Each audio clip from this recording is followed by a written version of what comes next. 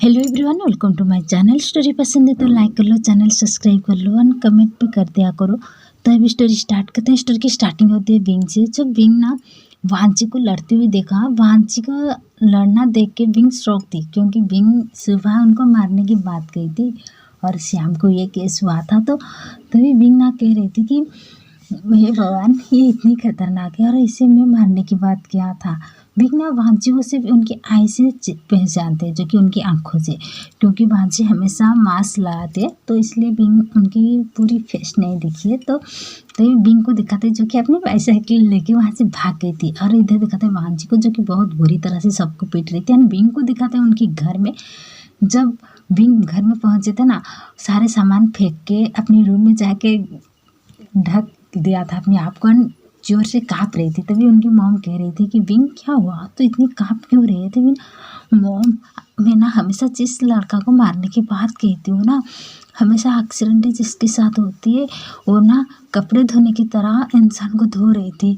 वो इतनी खतरनाक कैसे हो सकती है? उसकी आंखें इतनी प्यारी है और इतनी खतरनाक, मुझे लगता था कि वो खड़ूस है, लेकिन वो तो खतरनाक है। तभी उनकी मॉम ने कमान बिंग, तो इस बात को लेकर इतनी डर गई होती भी ना, और नहीं तो क्या, मैं उसकी मर्डर करने की बात कह रही थी।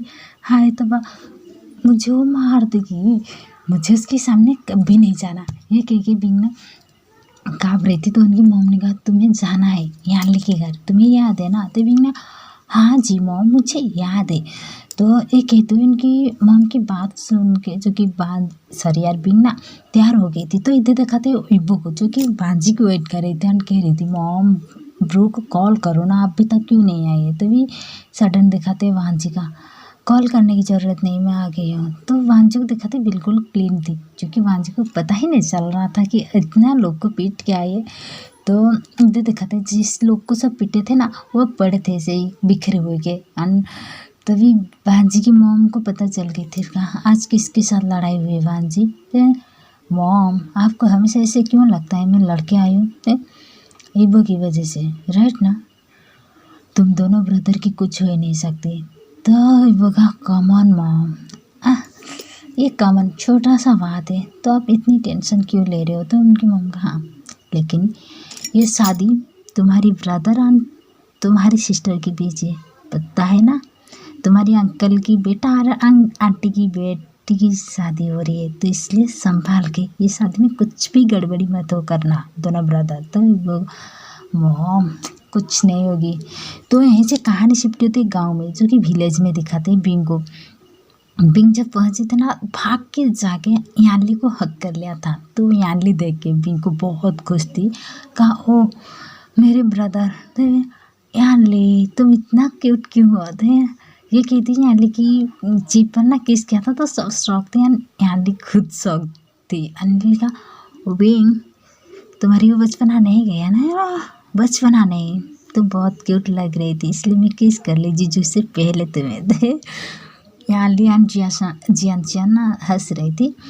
तो दिखाते हैं बिंग को, जो कि सारे फ्लावर की तैयार कर रही थी, क्योंकि यानली की डांड ने बिंग को उनकी घर की डेकोरेशन की जिम्मेदारी दिया था।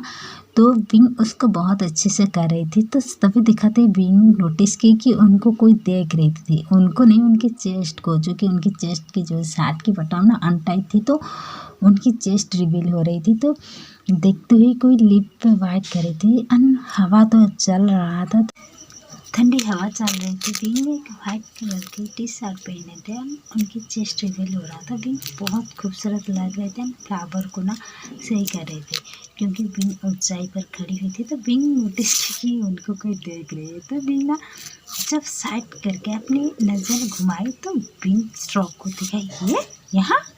तो बिंग ना इतना कहे थे, तो बिंग के पैर फिसल गई थी सीढ़ियों से। तो बिंग गिरने वाली थी, तो बिंग को ना ईबो कैच कर लिया था।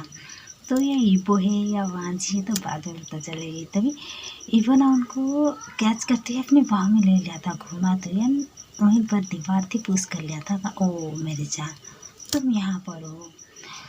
हाय, मुझे पता नहीं था तुम यहाँ पर। तो बिंग ना अपनी जो कि, क्योंकि बिंग आउच किया था, क्योंकि उनकी जो कि कमर पे ना कोई पिंच गया था। तो बिंग आउच कहती, ये क्या कह रही हो? तो भांजी ना उनको दीवार में पूछ करती है, कुछ नहीं, तुम्हारी ये दिल बहुत खूबसूरत है, क्योंकि बिंग की चेस्ट के ऊपर थोड़ी सी एक छोटा सा तिल थी जिसको भांजी देख रही थी।